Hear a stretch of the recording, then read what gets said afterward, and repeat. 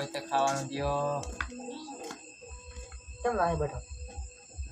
એટલે તારા કારણે તો બધું તારા પલાંગ થી હે તારા કારણે મને ભીખ માંગવાનો વારો ક નહીં હવે વાટકો લઈને હમ વ્હાઈટ કલર તો વ્હાઈટ કલર ની ભીખ માંગે ને એ મારા ઘરે છે ઘડીને ખીચડી બનાવી ખાવાય છે હાલ એક ટાઈમ આપી બીજો ટાઈમનું બીજે ગોદજી મને તો કાંઈ ગમતું નથી હવે હા ભિખારીનો વારો આવી ગયો હે ભીખ માંગવાનો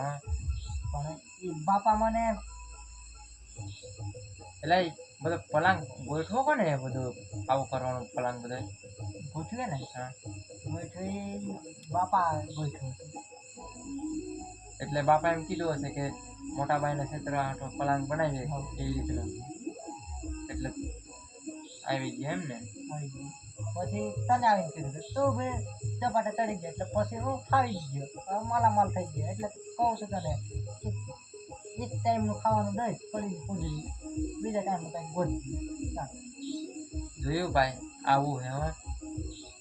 બાપાને છેતરવા ગયો ત્યાં તો અમુકનો હું છેતરાઈ ગયો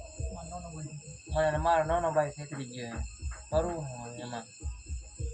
હવે ભીખ માંગવાનો વાર આવી ગયો હાલો આજ તો ધરાઈને ખાધો હો ભલે ભીખ માંગવાનો હોય તો આપોને લા ભીખ માંગવાનો પણ સારો વાર આવી ગયો કશું ખાવાનું હોય તો આપોને લા ભાઈ ભાઈ તો મોટા ભાઈ લાવે ને એટલે તું કેમ હવે મારો ધંધો લઈ લીધો તું તો માલ હતો ને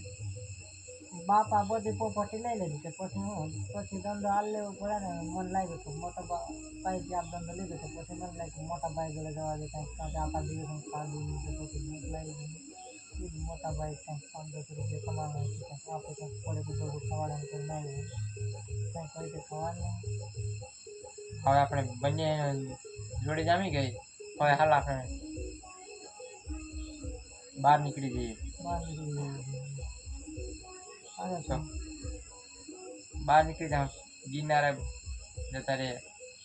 પેટ ભરીને ખાવાનું જોડી જાય આરામથી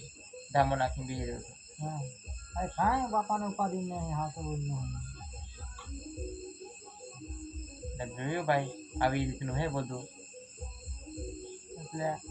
અમે ગિરનારે જવાના છે અને તો વિડીયો ગમતો હોય તો લાઈક શેર સબસ્ક્રાઈબ કરવાનું ભૂલતા નહીં દોસ્તો